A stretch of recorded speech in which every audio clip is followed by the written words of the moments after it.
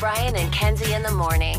And Chicago's alternative all day. Q101. Brian and Kenzie on Q101. Just about 4 minutes away from the next keyword for Jimmy Eat World Ticket Blitz Thursday. We also have Dog Star tickets on the way, so a lot of great free, amazing experiences coming up for you.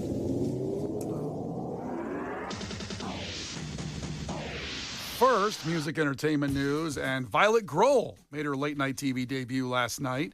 Dave Grohl's daughter, with an appearance on The Tonight Show with Jimmy Fallon. The 20-year-old performed Bug in the Cake off her debut album, Be Sweet to Me, which dropped last Friday. And here's what it sounded like last night.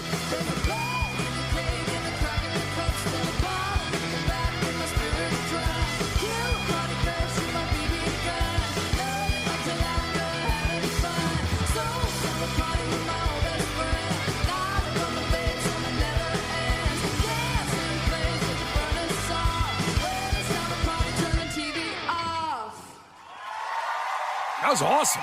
I agree. That was good. It sounded a little bit like Running Down a Dream, the Tom Petty song. Yeah. And I love Tom Petty, so that's a huge compliment. Yeah, and a little more aggressive, too. Mm-hmm. A little bit more rock. I liked it a lot. That's Violet Grohl, who will make her Chicago debut at this year's Riot Fest. So I got to make sure the stage situation, I'm not sure if the schedule's not out yet completely. Won't know if there's conflicts. I know Kenzie has a big issue with the conflicts of bands. She wants to see two at the same time. It's always, he does it to me every year on purpose. It's a He personal listens attack. to the show. He hears the few that I'm most excited about. Then he drops the lineup for day of. Riot Mike does it on purpose. Yeah, he does, because he tells me in He case. lives for the drama. Yeah, before he announces all, we got, there's Tool and Alanis Morissette and 21 Pilots, and he was like, but yeah, wait till you see how I'm going to screw Kenzie this year. Riot Mike tells us that off the air every time. He's going to put Insane Clown Posse at the same time as Violet Grohl, and it's going to ruin Kenzie's weekend specifically. Yeah. I can't even, it'll just be every single person I want to see in a line. That's what it always is. I'm like, oh, good, okay. Wow, they all started at 6 p.m. Crazy how that works. Insane. And I will tell you, if you're at ICP first, the Juggalos will not let you out to go see Violet Grohl. No. They're not letting you out of that pit, Kenzie. You're in there. You're in there. That's their motto. You're in there. You're not seeing Violet You Grohl. are That's in their there. motto. You're in there, the Juggalo lifestyle. Also yesterday, Weezer announced plans for their 16th studio album with the Gold album, which is slated to be released on August 21st. The lead single is We Might As Well Be Strangers, which features a guest appearance by the band Wednesday. And this is what that sounds like. We have it for you, so here you go. We might as well be strangers. Something came along and changed us. I was Nancy, you were vicious. And I'm not sure I even miss us. If I sang you a song, would you still sing along? We might as well be strangers. Something came along and changed us. Well, that's Weezer. I like it. That's Weezer. I love it a lot. Weezer will be joined alongside the Shins and the Silver Sun Pickups at the United Center on September 21st. I know Weezer has all of these fun songs that people like. Buddy Holly, Island in the Sun, Beverly Hills, Pork and Beans. I love a sad Weezer song, and that is a little downtrodden. It's a little bit of a bummer, and I really like that. And Brian mentioned that there's guest vocals from the band Wednesday on that song as well. I adore Wednesday. They're one of my favorite new bands. They take a lot of inspiration from like 80s country, but also a lot of inspiration from punk bands. They have a really interesting sound. I don't think anybody else is really doing the thing that they're doing. And so I'm really excited that they're on that Weezer track as well.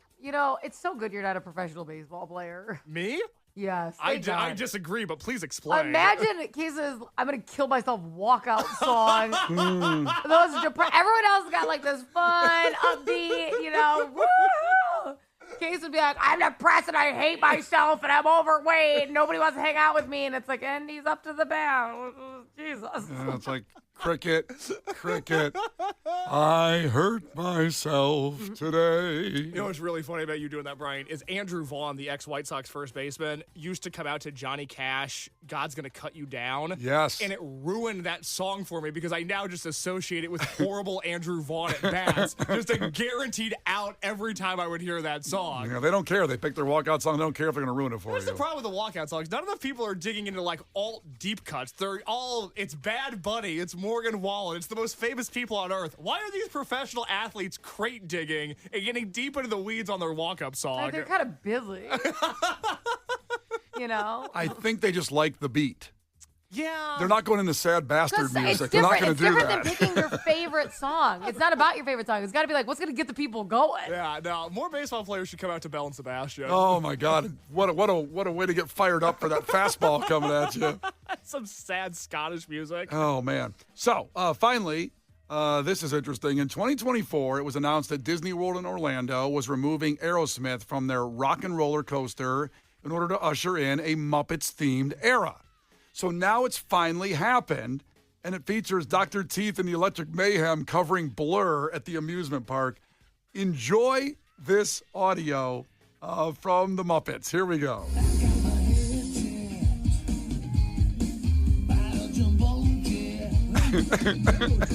It wasn't easy, but nothing is. No.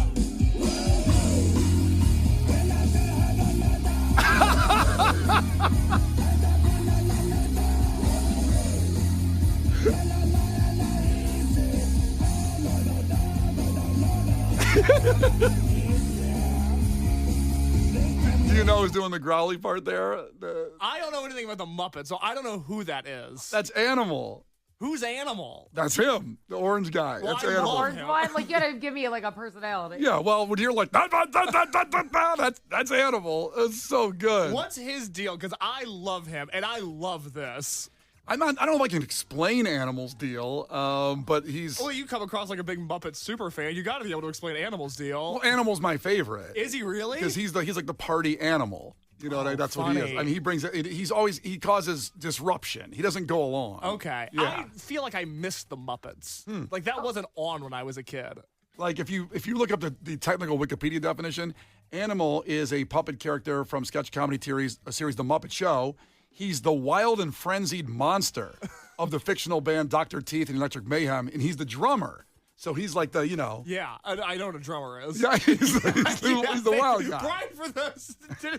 Brian just like air drummed for him. He's like, he's like yes, the drummer. Yeah, he was originally drawn as a hairy human, but he's not a human. No, he's animal. What's his name? Monster?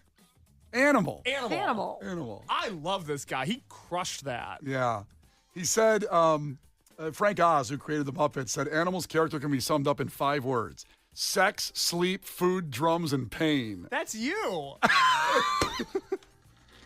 Yeah, I love Animal.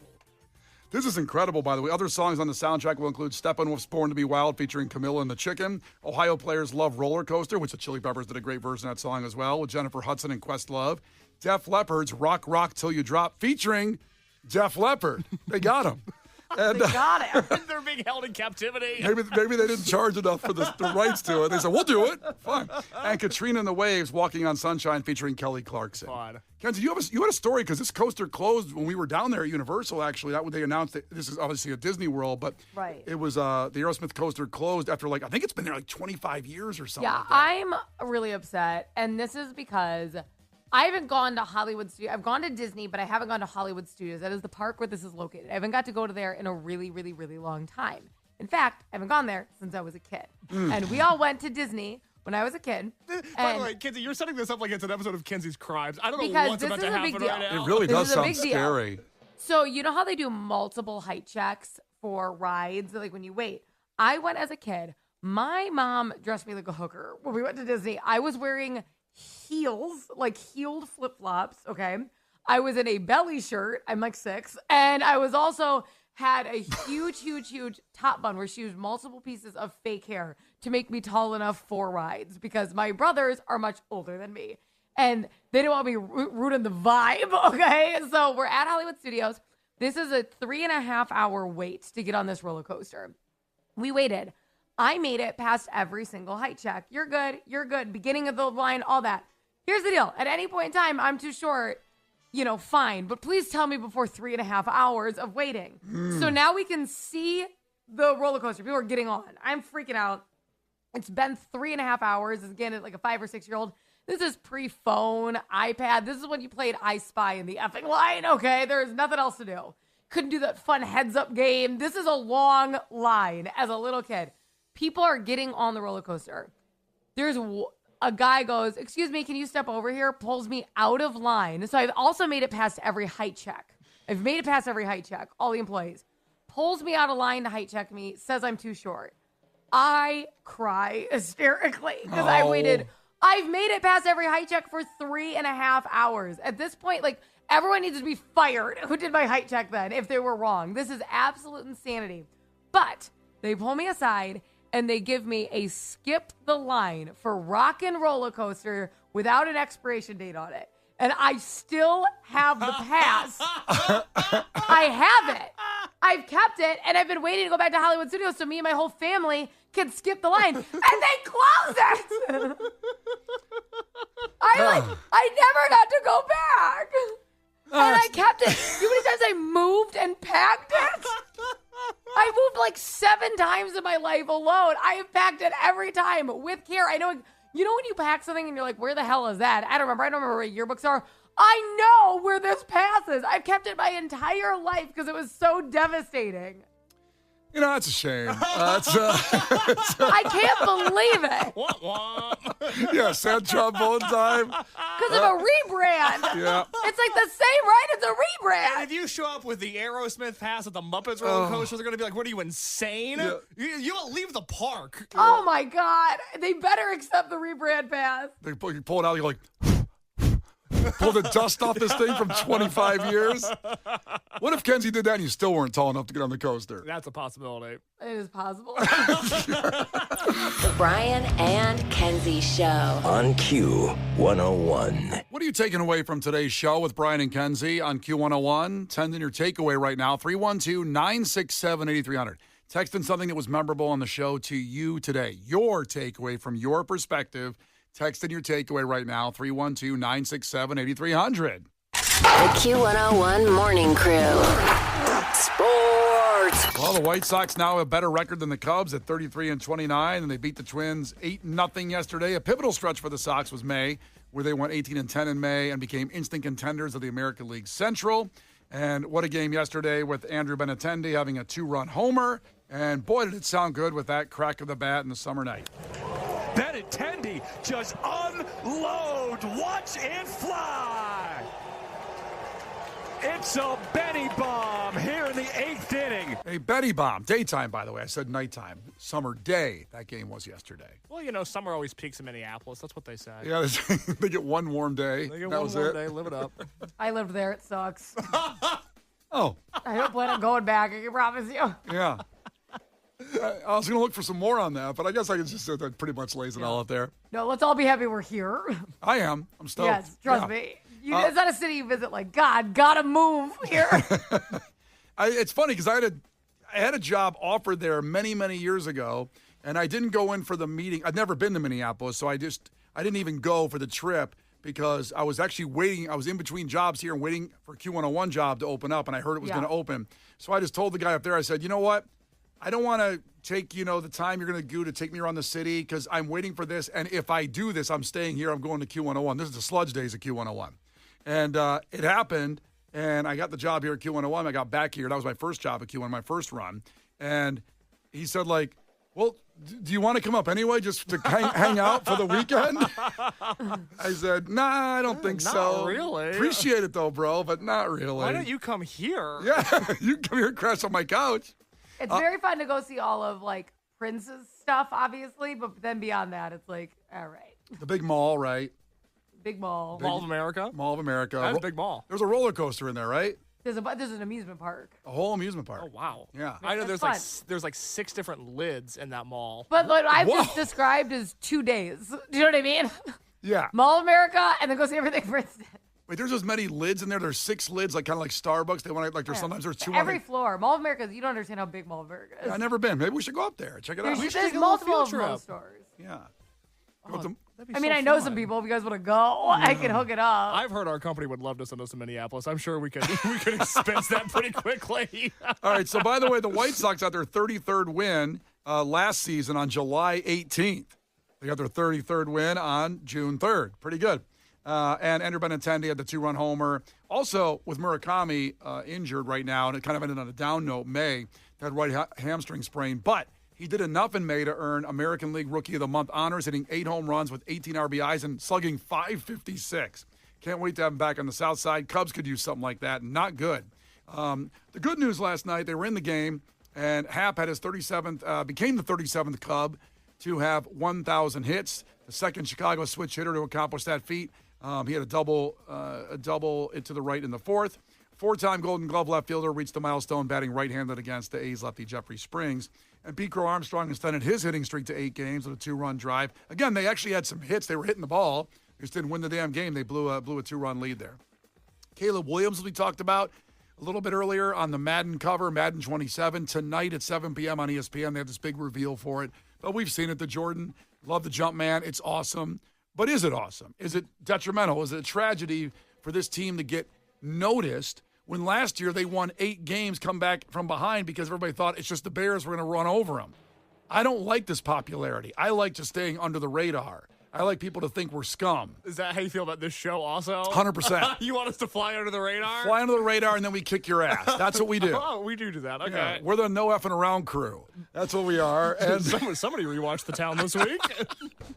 And this scares me that Caleb Williams on the cover. Besides the Madden curse, I just don't want attention. I don't want to know. I just want to kick your ass when we show up. That's what we do. And then we walk out of your town. We don't always get what we want because I wanted an international game. Okay, Brian? So just deal with it. I can't deal with it. I can't. I don't have those skills. We're all unhappy about the season, okay? No one's getting what they want. Now, Kenzie, does Caleb Williams being on the cover of Madden motivate you to play it? Play what?